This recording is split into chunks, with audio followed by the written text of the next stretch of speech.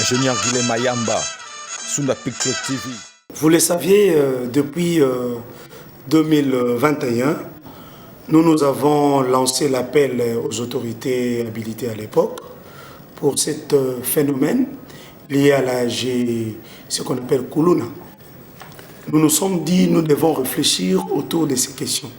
Mais malheureusement, nous avons écrit à l'époque, vous le savez, en tant que Congolais, en tant que chercheur, en tant que politique, il faut agir ainsi. Et on a dénoncé à chaque fois, mais malheureusement, les autorités qui dirigeaient la ville à l'époque, même la commune, ils n'étaient pas sensibles de cette question de prendre ça en cœur. Mais aujourd'hui, la commune de Massina, la commune de Kumbantek, que je peux dire encore, c'est le centre, l'épicentre de l'insécurité dans la ville-province de Kinshasa. Pourquoi je dis cela? Même aujourd'hui, il y a eu 2 balles. Il y a la tuerie permanente à Massina, liée aux hommes armés, avec des balles réelles, et l'absence réelle de l'État. L'absence réelle. Quand je dis l'absence réelle de l'État, c'est l'absence de l'État qui est chargé de protéger la population et de leurs biens. Mais nous sommes délaissés, négligés. Personne ne pense à nous. Imaginez que vous appelez la police, ou bien la police qui est censée de venir secourir. La police vous dit qu'il y a un problème de la logistique. Par là, je voulais dire ceci. Nous avons eu le temps cette semaine de discuter avec le colonel John, que je félicite. C'est un monsieur qui travaille pour l'intérêt serein de la population de Tchangou. Mais il y a des choses à relever pour la police de la ville-province de Kinshasa. Et il y a ce qu'on appelle l'absence de la logistique et l'absence de l'homme. Il n'y a pas de policiers dans la ville. Mais nous demandons aussi au législateur qui est censé de légiférer, de protéger la police. Pourquoi protéger la police? Si dans cet exercice budgétaire, peut-être de 2025-2026, si réellement le législateur congolais réfléchisse autour de ces questions sécuritaires aujourd'hui. Oui, si la sécurité ne marche pas, vous le savez, nous sommes agressés par le Rwanda, l'M23 et consorts, mais à Kinshasa, il y a l'insécurité aussi permanente liée aux hommes armés. Est-ce que vous, en tant que notable, vous avez eu à contacter les dirigeants des différentes communes de la Tchangou en général, ou en particulier les dirigeants des Massina, ensemble avec les conseillers municipaux pour essayer d'harmoniser, alors qu'il y a aussi des guerres entre eux? Quelle démarche avez-vous déjà entamée pour essayer de pallier à cette situation? Bon, les gens doivent comprendre que d'abord, à 99,9% des conseillers de la ville-province de Kinshasa, même dans notre pays ensemble, ce sont des jeunes qui ne maîtrisaient pas certaines questions politiques, qui ne maîtrisaient pas sur la législation, ils n'ont pas de maîtrise de la législation. Et moi, je me souviens encore, j'étais responsable de notre parti pour déposer des candidatures de ces conseillers communaux. Majorité, nous avons pris tous ces conseillers pour remplir la liste. Ils ne maîtrisaient pas être conseiller communal, qu'est-ce qu'ils devaient faire. Ils sont en train d'en prendre. Mais j'espère que la responsabilité de ces questions entre des communes, des bourgmestres nommés par l'ordonnance présidentielle et des conseillers votés par le peuple relève à l'autorité compétente qui est la CENI. Si la CENI ne dit que non, lui n'a pas de l'argent, les responsables, les compétences, c'est le gouvernement. Le gouvernement jusqu'aujourd'hui ne dit même pas un mot pour ces questions. Donc il y aura toujours les incohérences dans les différentes communes. Entre autres, chez nous à Massina, nous avons vu cette désordre autour de la gestion de la commune. Nous avons vu ça dans les mois passés. Mais il y a des communes où des conseillers communaux travaillent en collaboration, en respectant aussi des bourgmestres. Voilà. Parce que les bourgmestres sont pas élus, ils sont pas menaçants du peuple. Ils sont ordonnés par l'ordonnance présidentielle. Cette cohérence, ça joue. Et dans la commune comme la commune de Lantélé, ça marche. Mais à Massina à l'époque, à Kimbantek, nous avons vu à Gombe, à Bandalungwa, à Bumbu, c'est toujours des méli-mélo. Mais maintenant, nous appelons à bon sens à notre ministre VPM de l'Intérieur, qui a la compétence, c'est un monsieur qui travaille, un chevronnier, où l'assiette de sa responsabilité a beaucoup de fruits. Donc, nous appelons sa sagesse de pouvoir venir le plus vite possible de ces questions. Moi, je vous rassure, même si nous élisons des conseillers communaux, va aux élections pour élire les bourgmestres, ces bourgmestres feront que 6 mois, 7 mois, parce que les conseillers communaux traversent des moments sombres de l'histoire. Un message au nouveau dirigeant de la police ville de Kinshasa, qui vient à peine d'entrer, d'autant plus qu'il y a des défis à relever en ce qui concerne la situation sécuritaire dans la ville de Kinshasa. Que direz-vous? Nous espérons que c'est un chevronnier, il maîtrise bien la police. Nous espérons avec des études de faisabilité que nous sommes en train de faire, même avec le commandant de Tchangou, qui nous a rassuré sa main forte pour stopper un peu cette hémorragie de l'insécurité liée à ces phénomènes de criminels à Massina.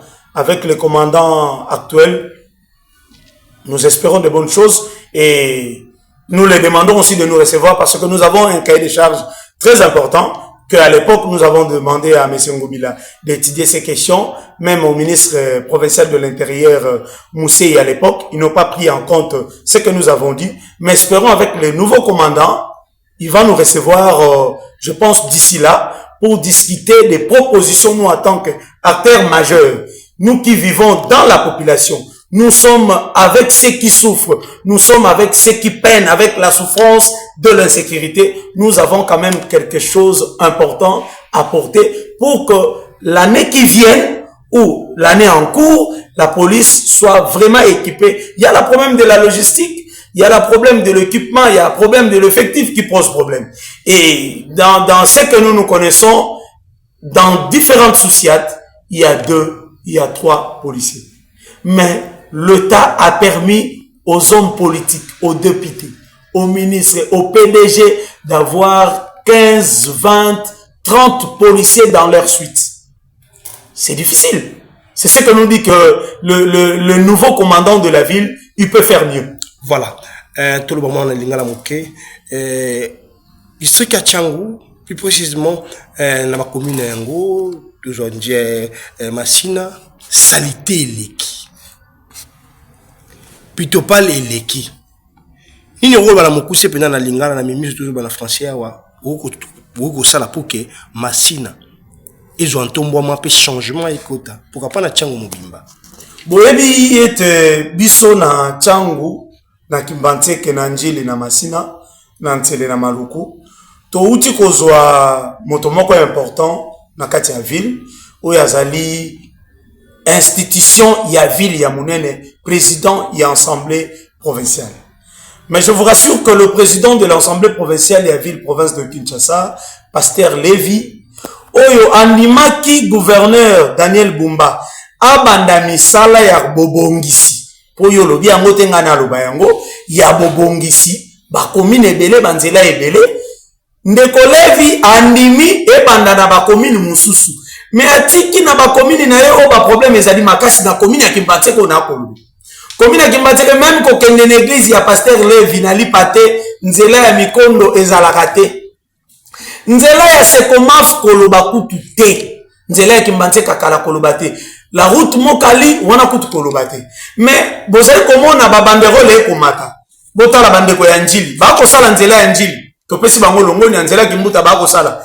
Nzela Luemba ba ko sala batu batie ba banderole te mais kasi soki basali nzela Matakum ya Massina grâce à tel c'est du populisme politique, c'est du populisme. Donc c'est comme si Tchangu mobimba batu bazana conscience ezali batu ya Njili parce que na Njili ba banderole matite mais tango ya Massina kingandi aweleli alobi ezali yaye ezali parce mais problème il y a gestion, il y a déchets, il y a l'insalubrité, il y a ville problème il y a ville province de Kinshasa, na ba commune na biso, il y a problème, il y a rétrocession. Le gouvernement doit penser, il y a coupé ça, ba bourgmestre makoki na ba matériel. Ce qui a le makoki ba kolia, mais kasi bazwa ba matériel ya solo, bazwa pa ou ya malamu, bazwa ba rato, bazwa ba Congo, bazwa ba moto gizi pour basala basala enseignement ya ba commune na bango. Mais ali sous likambo ezali pasi parce que gouverneur en même temps, gouverneur ya ville ya Kinshasa a lancé opération Touchase Kobonga. Toko féliciter. Yé moko ko lancer balabala ya li wenzete. Oui, balabala ya li wenzete. Mais na ba commune na biso. Bato ba futisaka ba ticket, ba service économique ya ba maison communale. Ba pesaka bato wana ba kene ko fuita bato ba koteka na balabala ba ticket. Est-ce que balabala wana e ko pesa pe mongo na kati ya ba entité décentralisée o ezali ba commune. Est-ce que cette hémorragie ya balabala ya li wenzete, conscience ya ba bokomesa ya li kosala?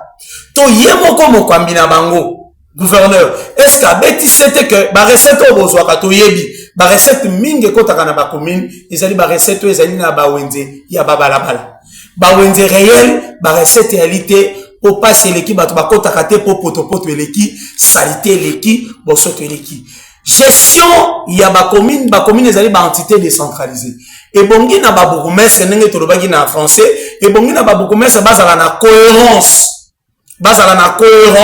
na ba assemblée o ezali ya ba niveau communal na bango batu bazali na ordonnance présidentielle.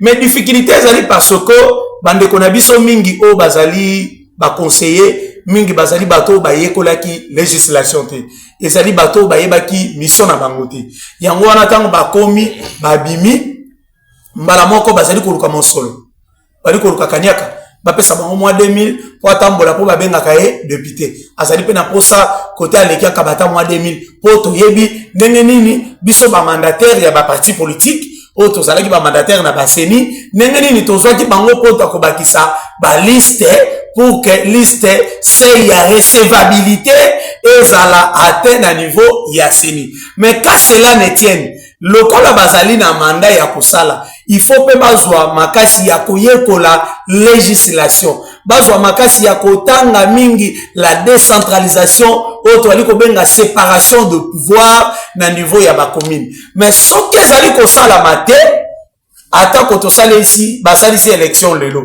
na 6 mois bukomesa mboko kolongwa 6 mois bakoloba ezali cop ya yo zwi ndambu longwa babeti émotion oyo pa kota po azwa mbongo po ya likambo baluka moyen ya ko survivre. Mais ce que nous demandons à l'état auto kosenga ezali que la responsabilité populaire conscience parce que ba problème ozo le kana masina na kimbanti que ça ba problème ozo le kana Congo. Il y a l'autorité de l'État, l'absence réelle de l'autorité de l'État. Si tout le monde dit que le président de la République a eu à état de siège, ça signifie qu'il n'y a pas l'autorité de l'État. Donc, quand tu vas dire que il n'y a pas l'autorité de l'État, tout ça va militaire pour pas l'autorité de l'État. Il y a un gars qui a réellement, dans le Kobumba, na ba cambio ba esika il y a la police, ba meka ko restaurer l'autorité de l'État na makambo etali sécurité na masina bakbomaka batu chaque jour et pas ya basoda.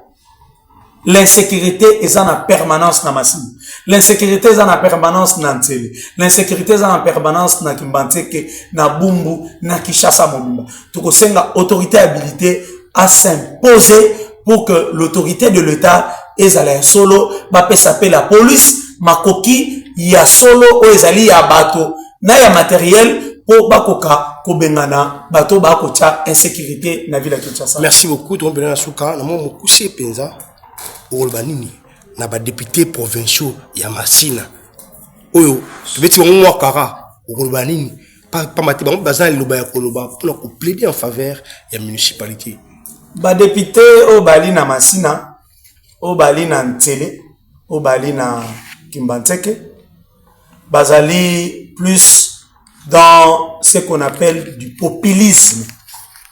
Bazali mingi na fonte ya musala. Musala na bango ezali ko kene koloba. Ata mona ke loko abatu soki kaka linga sale loko mobwe ngai ne mutu na utu ko yebiso makambu ya kocha ba banderole pona veni matakumu. E komi ya mutu nyoso. Ngai ne mutu na temena njili. Ba député wana ba kene pe koloba na njili ke bango ba tupatie na njili. Po ezali kaka masina.